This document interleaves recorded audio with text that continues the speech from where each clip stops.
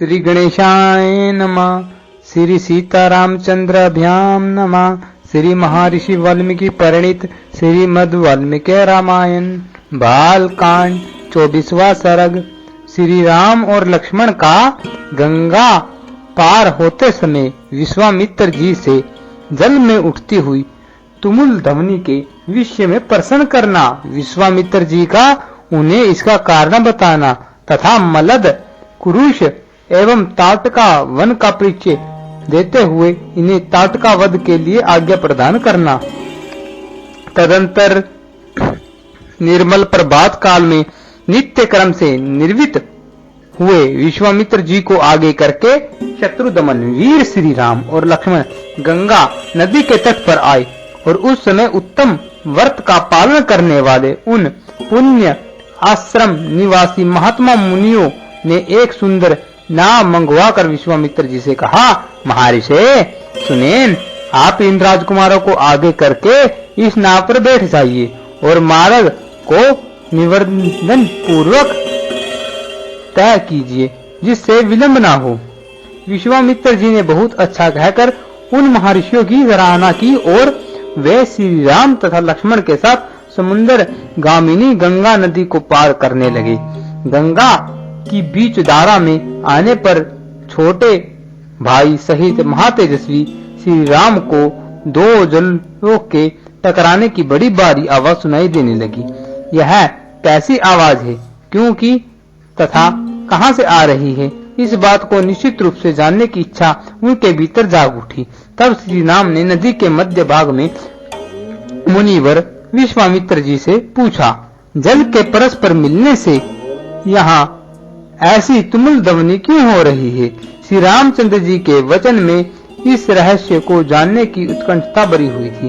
उसे सुनकर धर्मात्मा विश्वामित्र ने उस महान सबल तुमुल ध्वनि का सुनिश्चित कारण बताते हुए कहा, नरश्रेष्ठ राम सुनो, कैलाश पर्वत पर एक सुंदर सरोवर है। उसे ब्रह्मा जी ने अपने मानसिक संकल्प से प्रकट किया था। मन के द्वारा प्रकट होने से ही वह उत्तम सरोवर मानस कहलाता है। उस सरोवर से एक नदी निकलती है जो अयोध्यापुरी से सटकर बहती है। ब्रह्मसर से निकलने के कारण वह पवित्र नदी सरयू के नाम से विख्यात है। उसी का जल गंगा जी में मिल रहा है। ये दो नदियों के जलों के संघर्ष से ही यह भारी आवाज हो रही है जिसकी कहीं तुलना नहीं है। राम सुनो, तुम अपने मन को संयम में रखकर इस संगम के जल को प्रणाम करो। यह सुनकर उन दोनों अत्यंत धर्मात्मा भाइयों ने उन दोनों नदियों को प्रणाम किया और गंगा के दक्षिणी किनारे पर उतरकर वे दोनों बंधु जल्दी जल्दी पैर बढ़ाते हुए चलने लगे। उसी समय इक्ष्वाकु नंदन राजकुमार श्री राम ने अपने सामने एक भयंकर वन देखा जिसमें मनुष्य के आने जाने का कोई चिन्ह नहीं था। उसे देखकर उन्होंने मुनिवर विश्वामित्र से पूछा, गुरुदेव बताइए, यह वन तो बड़ा ही अद्भुत एवं दुर्गम है। यहाँ चारों ओर जीवियों की झनकार सुनाई देती है।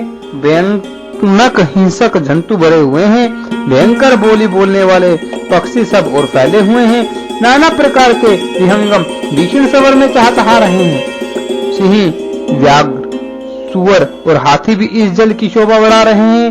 दव, दोरा, अशवकर्ण, एक प्रकार के शाल वृक्ष, कुकुब, अर्जुन, बेल, किंदुक, तेंदु, पाटल, पाडर तथा बेर के वृक्षों से भरा हुआ यह भयंकर वन क्या है?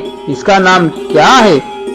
तब महातेजस्वी महामुनि विश्वामित्र ने उनसे कहा, वत्स सुनो, कुकुस नंदन सुनो, यह भयंकर वन जिसके अधिकार में रहा है उसका परिचय सुनो।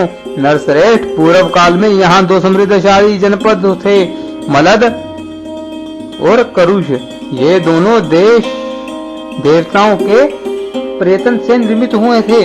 राम, पहले की बात है, वृत्रासुर का वध करने के पश्चात देवराज इंद्र मल से लिप्त हो गए थे। अक्षुदान भी उन्हें दर दबाया और उनके भीतर ब्रह्म हत्या प्रविष्ट हो गई थी। तब देवताओं तथा तपोधन ऋषियों ने मलिन इंद्र को यहाँ गंगा जल से भरे हुए कलशों द्वारा नहलाया और उनके मल और कारुष अक्षुदा को छुड़ा दिया। इस भूभाग में देवराज इंद्र के शरीर से उत्पन्न हुए मल और कारुष को देकर देवता लोग बड़े प्रसन्न हुए। इंद्र पूर्ववत निर्मल निष्क रूष अक्षुदाहीन एवं शुद्ध हो गए। तब उन्होंने प्रसन्न होकर इस देश को यह उत्तम वर प्रदान किया।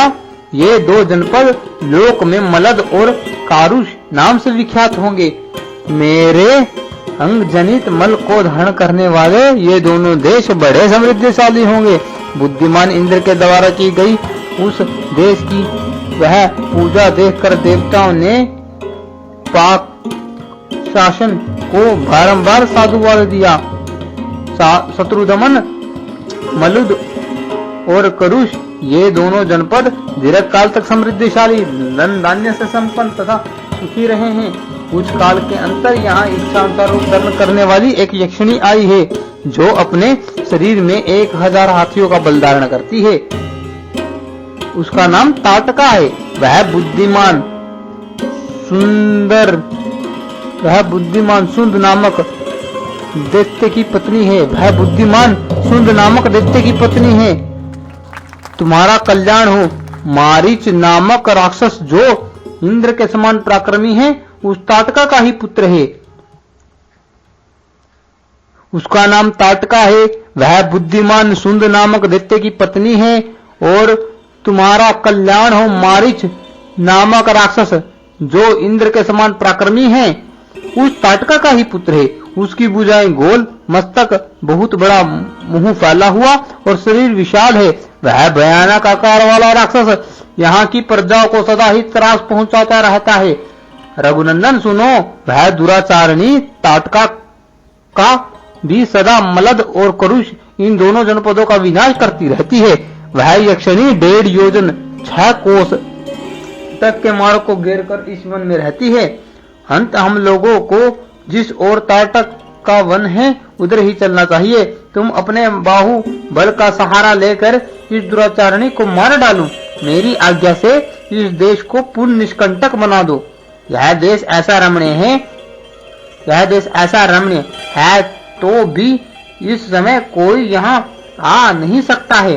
राम सुनो, उस असहाय एवं भयानक यक्षिणी ने इस देश को उजाड़ कर डाला है। यह वन ऐसा भयंकर क्यों है, यह सारा रहस्य मैंने तुम्हें बता दिया है।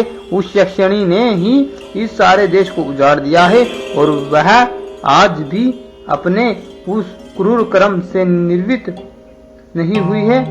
इस प्रकार श्री वाल्मीकि निर्मित आर्ष रामायण आदि काव्य के बाल कांड में 24वां सर्ग पूरा हुआ।